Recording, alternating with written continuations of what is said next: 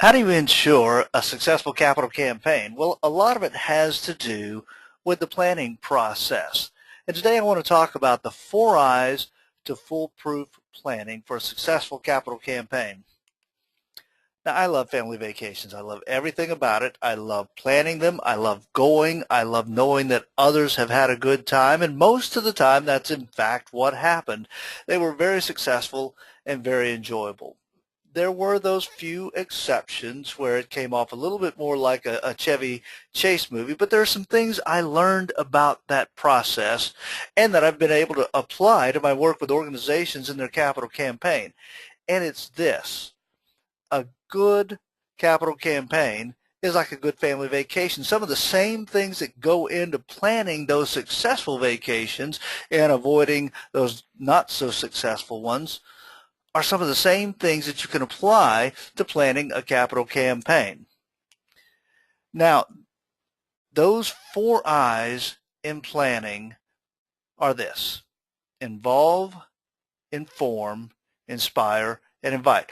That's what I want to talk about today, the 4 I's to successful planning: involving others, informing and being informed, inspiring the outcome, inviting others to join.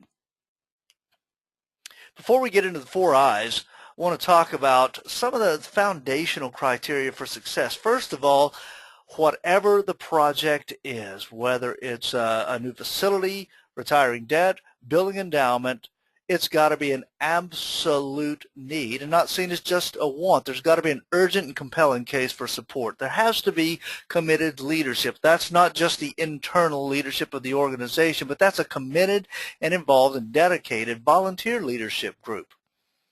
We also have to take the time and the effort to create an environment for capacity giving. Let me tell you, a capital campaign is not going to be business as usual.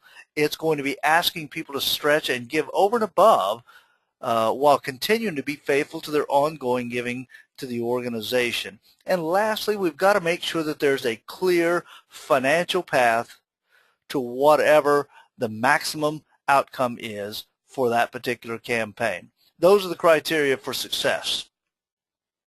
What goes into some of the early aspects then of the planning process, and these are some of the things that we're going to deal with today in our conversation. First of all, strategic planning, and an effective strategic planning is a foundational piece. Now, we're not going to talk about strategic planning today. We're going to make the assumption you've had a strategic plan that's identified a significant need for your organization and the need for an extraordinary fundraising initiative or capital campaign.